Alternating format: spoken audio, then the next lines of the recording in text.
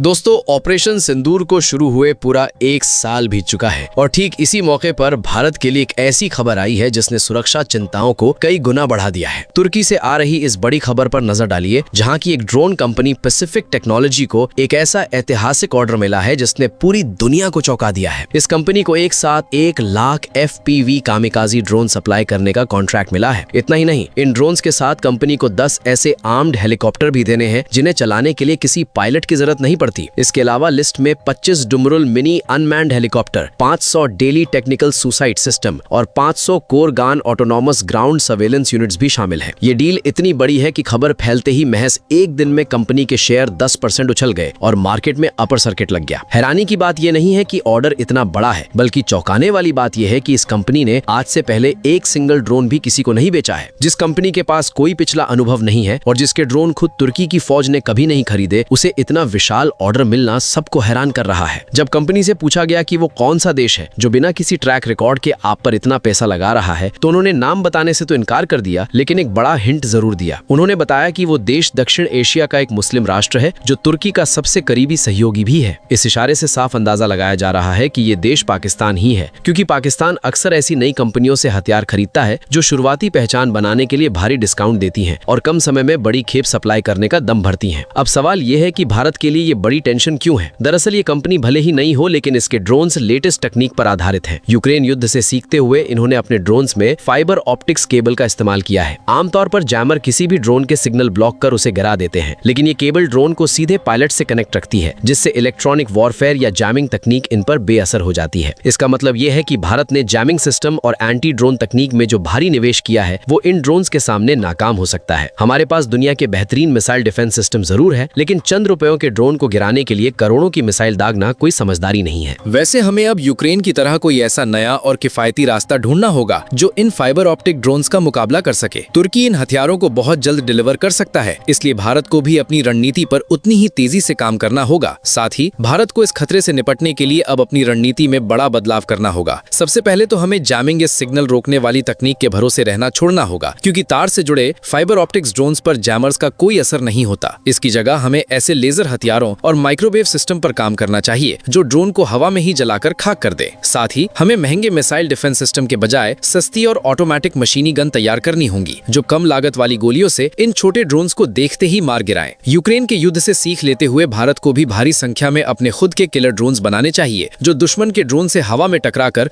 उन्हें नष्ट कर सके। इसके अलावा बॉर्डर पर सुरक्षा के लिए खास किस्म के जाल और सेंसर लगाने होंगे जो इन ड्रोन्स की पहचान कर सके। कुल मिलाकर अब हमें सिग्नल काटने के बजाय सीधे ड्रोन को नष्ट करने वाली तकनीक हार्ड किल पर सबसे ज्यादा ध्यान देना होगा, ताकि दुश्मन की इस बड़ी तादाद का मुकाबला बराबरी से किया जा सके। दोस्तों, मैं इस पूरे मामले और तुर्की की उस कंपनी के हर एक ऑर्डर पर अपनी पैनी नजर बनाए हुए हूँ। जैसे ही मुझे इस बारे में कोई बड़ी अपडेट या कोई पुख्ता लीड मिलेगी, मैं तुरंत वीडियो बनाकर आपको सबसे पहले सूचित करूंगा।